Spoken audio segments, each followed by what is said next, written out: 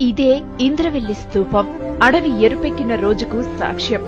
నెత్తురు ఇంకిన నేల.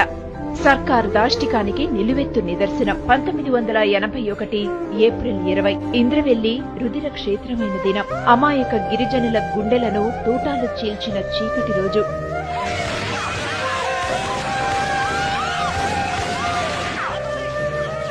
తాము పోడు చేసిన నేలకు పట్టాలు ఇవ్వాలని, తమ ఉత్తర్వులకు మద్దతు ధర కల్పించాలని, అమ్మకాల్లో షావుకారుల పెత్తనం తగ్గాలనే డిమాండ్లతో రైతు కూలీ సంఘం ఇంద్రవెల్లి సభకు పిలుపునిచ్చింది.